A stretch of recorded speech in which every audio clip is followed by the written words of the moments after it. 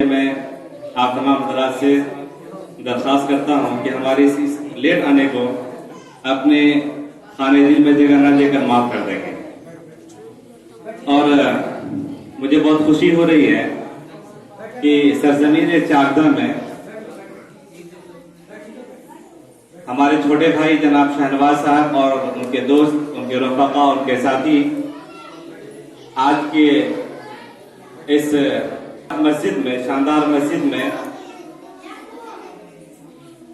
گاؤں کے مستقبل کو، یعنی آنے والے کل بچے ہم نہ کر کے، آنے والے کل کے یہ بچے ہیں، آنے والے کل کے یہ مستقبل ہیں، ان کو اس مسجد میں جمع کیا. اور آپ لوگوں نے دیکھا کہ کتنی خوبصورتی کے ساتھ بچوں نے اپنا پروگرام اٹینڈ کیا. اور یہ پروگرام پچھلے 10 سالوں سے مسلسل چلتا آ رہا ہے. ہم لوگوں نے 2010 میں اس کی شروعات کی تھی اور آج آپ کے گاؤں میں صرف یہ چاکدہ گاؤں کا ہی یہ اجلاس ہے، جلسہ ہے.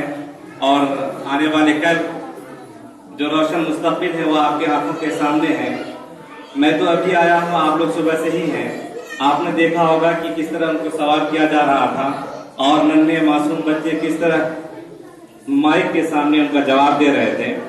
اچھے پڑھے لکھے لوگ جب مائک ہاتھ میں لیتے ہیں تو ان کے پسینے نکلنے لگتے ہیں. آپ نے دیکھا ہوگا جو کبھی مائک نہیں پکڑے ہوں، ان کو کسی طرح 2 بات بولنے کے لیے کہیے کہ تم نام کی جان اور تم گھر کہاں جان، بولے نہیں ہم راز نہیں ہے سکتا، دوسرا آدمی زیادہ.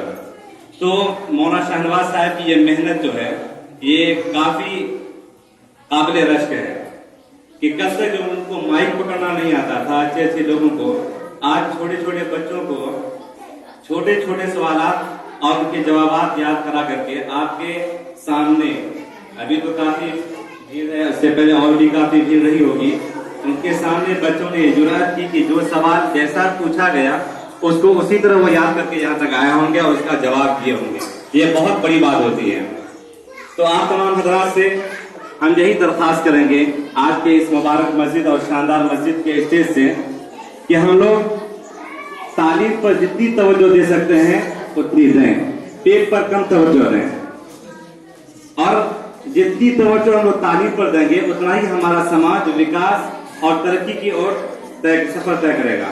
اگر ہمارا معاشرہ، ہمارا سماج تعلیم میں پیچھے ہوگا تو آج کتنی بھی کوشش کر لے جائیں گے آپ کا معاشرہ، آپ کا سماج ترقی نہیں کر سکتا ہے، کیونکہ آپ کا سماج ہی جاہل ہے. اور سب سے بڑی بیماری وہ جہالت ہے. سب سے بڑی بیماری وہ جہالت ہے، اور جہالت کا کوئی علاج نہیں ہے. آپ کچھ بولیں گے وہ کچھ سمجھیں گے، آپ کچھ بولیں گے وہ کچھ سمجھیں گے، آپ کچھ لکھیں گے ان کو پڑھنا نہیں آتا ہے کہ وہ آپ کو پڑھ کے بتا دیں گے.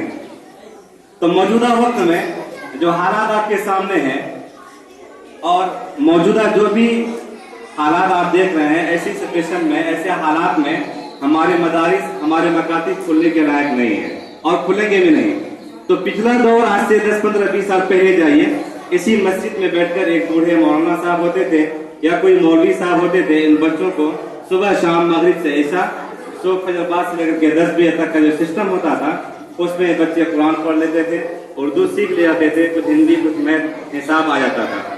پھر ہم کو وہی دور دورانا ہوگا، پھر اسی پل کو یاد کرنا ہوگا، تبھی ہمارے بچے اب کچھ لکھ اور پڑھ سکیں گے.